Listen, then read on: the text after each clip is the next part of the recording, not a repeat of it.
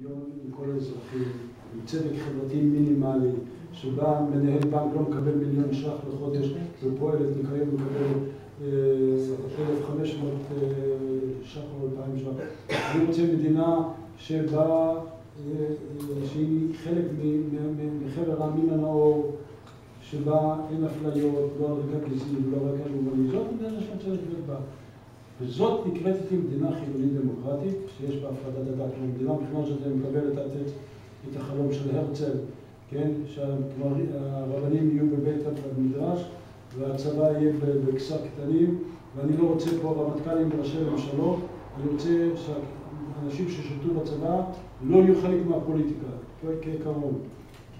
כי פולחן הצבא שנמצא בחברה הישראלית משבש פה את כל הערכים. הכוחנות היא חלק מהחברה שלום, גם בגלל הכיבוש, גם בגלל הצבא, גם בגלל שכל צעיר בן 18 יכול לראות על כל ערבי, ואז הוא חוזר הביתה ויורה גם בחברה שלו, או באביו, או בחבר שלו.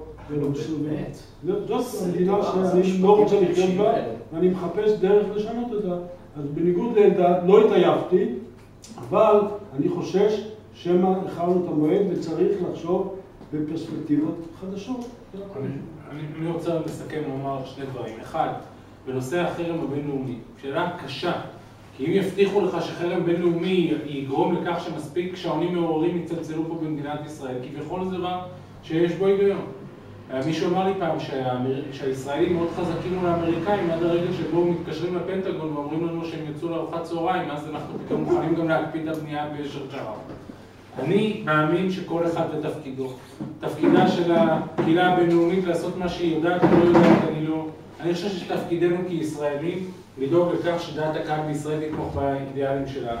ואם החשש מחרם בינלאומי קיים באמת, אז צריך להזהיר את הציבור שזה חלק מהמחיר על ההישארות בהתנחלויות. אני לא חושב שאנחנו צריכים להיות אלה שמעודדים את החרם הזה. אני חושב שברגע שנעשה את זה נאבד את הלגיטימציה הציבורית שלנו. אני אגיד עוד דבר אחד שאני אומר להמון אנשים שבאים מחו"ל, החברה הישראלית זה כוח אדיר במזרח התיכון, זה כוח שהצליח להוציא, אף שום החלטת מועצת ביטחון לא הוציא את ישראל מרצועת הביטחון. רק 4 אמהות ואהוד ברק הם אלה שהוציאו את צה"ל מדרום לבנון. וכך גם לגבי עזה וכך גם לגבי דברים אחרים. הציבור הישראלי לא ירצה, הוא לא יעשה. לציבור הישראלי יש כוח אדיר במדינה, תראו את הסיפור של בית החולים באשקלון. ולכן אסור להרים העניין הזה ידיים. לגבי השאלה של מה עושים פוליטית ואיך מתרגמים את מה שאנחנו רוצים לניצחון בבחירות, שאלה קשה, אי אפשר לענות עליה מיד.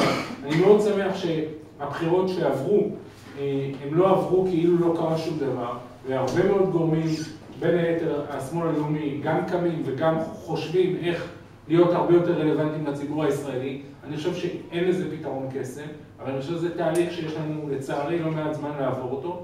אני כן מקווה שהמערכת הבחירות הבאה, או שהיא תהיה מאוד קרובה, ואז באמת תוכל גם להיות עסוקים להיות אופוזיציה ולהגיע לבחירות קרובות, או שמי יודע, אולי לבחירות הבאות נבוא כבר עם אג'נדה, שהיא אג'נדה הרבה יותר קרובה לאג'נדה שלנו, מי יודע איפה נהיה בעוד כמה שנים. מה שבטוח זה שצריך להתארגן, יש אופציה להקים מפלגה חדשה, יש אופציה, אתה יודע, זו אופציה שקיימת לכל השחקנים, ללכת למפלגה מסוימת ולדחוף בה את האידיאולוגיה שלך.